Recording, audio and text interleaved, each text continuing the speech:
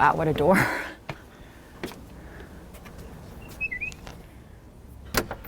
Steve? Hi. It feels like a fairy tale cottage, right? Yeah. I mean, it has this sort of whimsical feel to it. Well, it's a combination of architectural styles because the story of this house is about how all the material comes from the city. It's all salvage material. You know, brick from the foundations of houses that were built, before 1930 or so. This stonework actually comes from a facade of a house that was demolished. We reused it here. Every material has a story. The framing came from a house which we deconstructed. All the materials really come from within the city, and they're all historic materials. So rather than it being a new structure, we wanted the building to reflect the historic architectural traditions of the city. So this is a combination. So it's shingle style, which is a West Coast tradition, with Craftsman and Mission Revival. Then when you come inside, you're immediately outside in this portico. It was this tiny lot, and everybody else thought you can't build a big enough home here to recapture your investment. So this whole house, all this lumber came from a Craftsman house that was in the way of demolition. That we took apart within the city limits.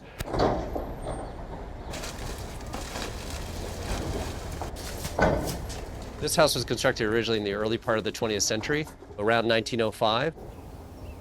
At that time, this was sort of the suburbs of Los Angeles. This is where people were building their family homes. So this was an incredibly wealthy area. Any home built before 1940 on the West Coast is made of old-growth Douglas fir or old-growth redwood. Why would you throw it out? We're going to begin with taking the lath and plaster off the walls. We don't want to damage that millwork. We're hoping to keep those separated so that the lath boards can be recycled. The material is separated into three categories. It's either salvage, meaning it's going to be kept and get reused. Recycling, meaning it's going to get taken to a processing plant. Or it's going to just go to the landfills as trash. Usually these things happen so quickly, we don't get the chance to make the argument to come in and salvage it. We were lucky enough that we found a developer who allowed us to come in and take this house apart. Derek, all this is going to Mount Washington. So we're really lucky in this case. We got this one in time.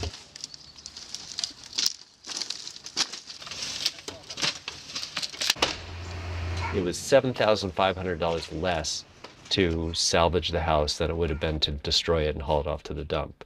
What was the extension of schedule to do this versus conventional demolition? Well, conventional demolition goes a little bit quicker, which is why developers want to use it. But, you could demo that property in under a week, and I guess it took us 2 weeks or 3 weeks.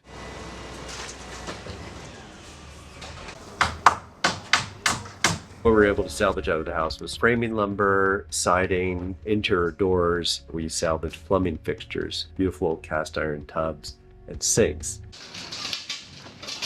We decided that we didn't want to take a house apart and rebuild that exact Craftsman house.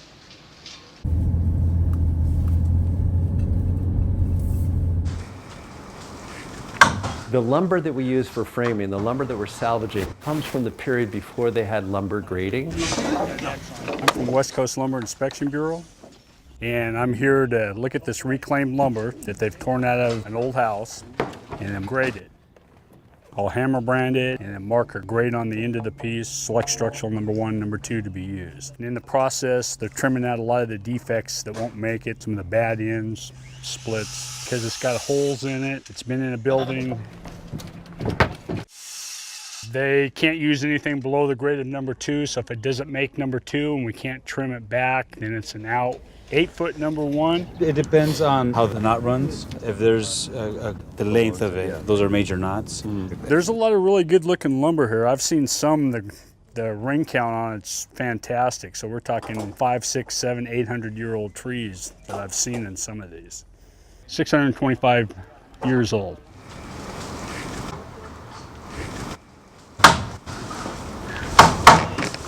the old lumber. It's beautiful and it tells such a beautiful story.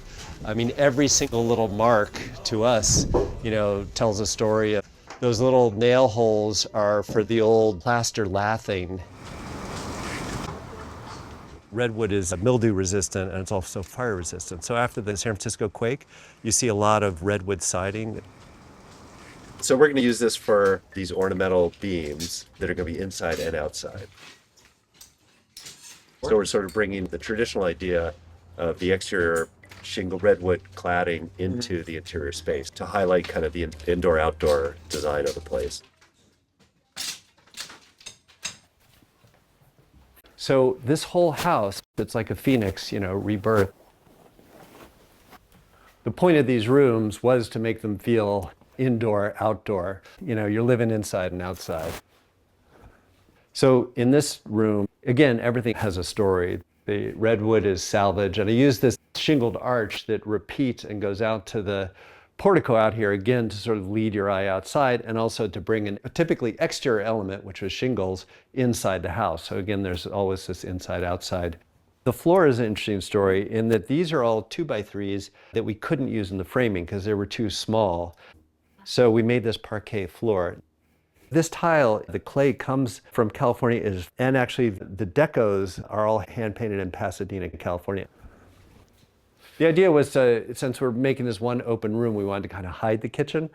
Look at that. The microwave is tucked in here. I love that. The microwave is never a pretty thing. But it's like... And these are the refrigerators. So by putting the under cabinet refrigerator and freezer here, then it's not like you're living in a living room with a refrigerator, right? But these lowers are all reclaimed mahogany.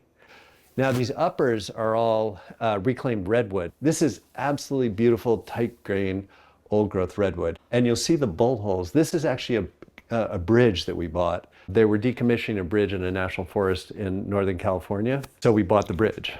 You bought a bridge? You can buy a bridge? Yeah, we bought the whole bridge. It was a logging bridge in the national forest, and at the time they just made it out of what they had on hand, which was old growth redwood. And so we bought the bridge and we've been milling, you know, we make millwork out of it. The furniture here, the coffee table, the dining table, the lowers in the kitchen are all made out of reclaimed mahogany. We were working on a job and there was a church nearby and they were throwing out their crummy old church pews. And I looked at them and I said, oh, that's probably Philippine mahogany that was imported here probably in the 1920s.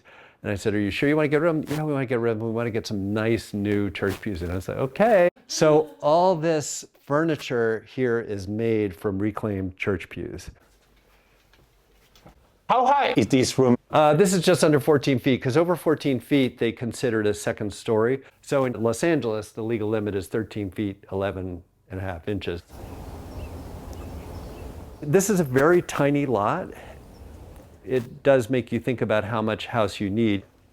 The bedrooms are tight because we had, you know, the demands of a tight site, but I think tight bedrooms are actually fine because I just go sleep in there. The floor, you see all the nail holes in the floor? The floor is actually old roof sheeting. Back in the day, Craftsman period, typically they used 1x4 Douglas fir as roof sheeting, which is why you see all the random nail holes. Yeah, it's beaten up and has a bunch of nail holes, but it's a gorgeous floor. It has so much character because it tells a story. These are doors that were salvaged out of the Craftsman house that we took apart, but I think it's beautiful. It's got the old, someone used deadbolt and then they cut out for mortar block. We just infilled it. Oh, funny. And all the holes, like... Yeah, you know, this was probably somebody had a little spy hole to peek who was knocking on their bedroom door. Maybe it was, at that point, it was a rooming house or something like that. You know, and all this stuff, you see the nail holes. The nail holes, it adds history, it adds a story to the elements. So this is the bathroom. This suite of plumbing fixtures all came from a house that were being demoed. It's very rare that you find three of the same, the sink, the tub, and the toilet together. Because of the low water building code, most people throw the toilets out a long time ago. You can retrofit these things for low flush, and we did. So. The wall? The wall is, yes, it's beautiful. It's an interesting story. This is natural plaster with grass in it.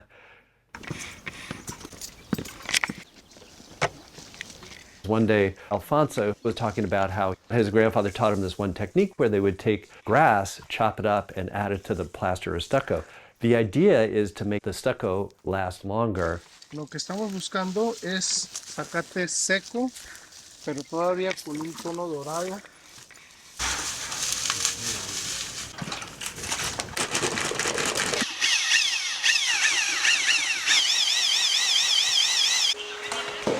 You know, basically it's growing up in Mexico, seeing all these textures on the adobe houses, you know. Queremos que el terminado tenga un look como lo fue antes, que es wavy, ¿verdad? Un poquito de olas. Lo que en plaster le llamamos freehand.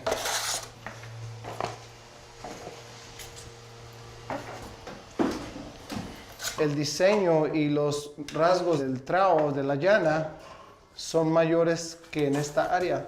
Por lo tanto, cuando tengamos el terminado, aquí va a quedar un poquito más liso y aquí va a empezar a hacer una ondulación. Todo este tipo de textura que dejamos nos va a crear el efecto de que esta pared tiene un movimiento. So you'll see in the rooms, we use this in every room. It's a beautiful finish because it's a natural plaster finish. So that way we get rid of paints. And then this has kind of a grass cloth texture to it. Those flecks of grass just sort of make you think of the natural world. The tile roof is actually salvaged from a house. This is a two-piece clay roof tile. It came from a house that was being demoed.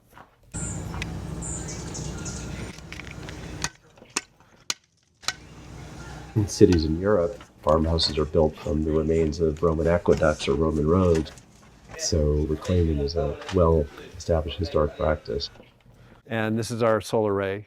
The reason why we did these two towers, it's a multi-level house. We didn't want to dig into the hillside other than what we were required to. So there's a slight slope to this property, and so we built the house up as the slope went up. And one of the great features about that is it creates a traditional effect that you find in the Arabian Peninsula, which is heat towers. It's cross ventilation, right?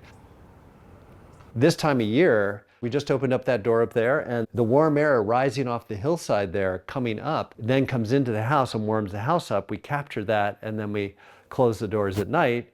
And it's the opposite effect in the summer is the house heats up at night. We open up all that. We turn on a whole house fan. You know, you just pull the cool air in. So these old techniques of cross ventilation, thicker walls are actually very smart techniques. So we just need to go back to the techniques that we've been doing for the past couple thousand years. That's what this house was about. It was about living in harmony with nature. It's about making that connection through the day-to-day design. The central light fixture is a Medusa jellyfish. Because, you know, jellyfish are very susceptible to changes in temperature in the ocean. So they're sort of like the canary in the coal mine. These friezes back here, this is sort of the history of chloroplasts.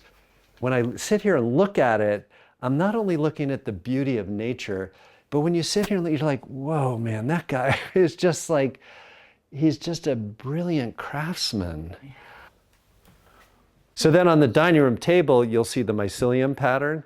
And then also in these chairs, we have these mycelium pattern chair, and also on the cushioning. This pattern is based on microscopic spores. Spores are basically the flowering element of the microscopic plant world. You'll see it repeated in the tile, and then also in the kitchen. In this backsplash,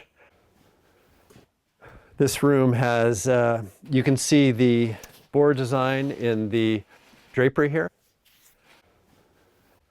This is all redwood from that bridge. And look at the paneling on the wall. And you can see the old bolt holes. We just leave all that story in there. You can see nail holes, bolt holes. But look at the tight grain here. It's absolutely gorgeous, amazing. Tight grain meaning? Old growth, tight grain, dense lumber. Because what happens now? If you go to Home Depot now and you get redwood, it's lighter colored because it's faster grown. So therefore, the property that makes the red, which is the anti-insect, weatherproof, the moisture resistantness of it. Here you really do see how you're sort of entombed in this wood. Yeah, I mean, these are, you know, small, intimate bedrooms because of the limitation on square footage in this hillside zone. And this chevron pattern to the ceiling is actually to sort of lead your eye outside, this trying to pull your view outside. In this bathroom, you can see the spore design in the tile. And then these cabinets are made of cutoffs from Douglas fir framing. Again, you'll see the old nail holes and everything in here. You know, every time you're cutting lumber, you're often having to trim a piece of lumber.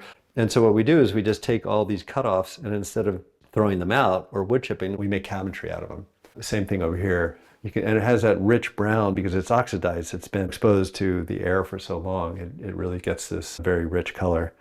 So low flow toilet, and then a dry urinal, which you never see in homes because most bathrooms are designed by women, and women think of a urinal as yuck. Men are used to them. So dry urinal meaning you don't need to use any No water. flush, yeah. So then go up here to the upper bedroom. This bed is made out of the salvaged mahogany. Again, the old roof sheeting from the roof of the Craftsman house, reclaimed doors. Then this is my favorite bathroom. It's the bacteria bathroom. And I guess this is sort of my wife's original idea of the whole house, was how we coexist with nature.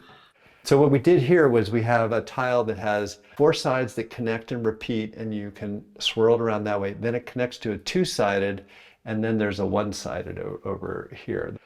So from that, we can create these colonies of microorganisms. Bacteria gets a bad rap. Bacteria is essential to our evolution as humans. Our gut is all bacteria, right? But I love this bathroom. And then we put in this sort of stainless steel. This is actually not stainless steel. This is actually stainless steel paint. So it looks like stainless steel. And the reason why we did that was to have it feel like a laboratory or a lab with the bacteria. So, yeah. And I love the tree stump. Yeah, and an old bathtub that we got salvaged out of a house. So you'll see in this room, you'll see the nail holes in the rafters and everything. That's where the plaster lath used to be attached to this historic lumber. This cabinetry is a great story. We're in the hillside area, and these roads were designed a long time ago, and they're very narrow. So whenever somebody builds a new house, and this is a new house on a very small lot, you have to widen the road for fire access. Because of that, we had to take down an Italian stone pine. So this is the Italian stone pine that was out front here. And you matched up the grain. Yeah. Oh my gosh, that's... These are 3D printed light fixtures that we made ourselves.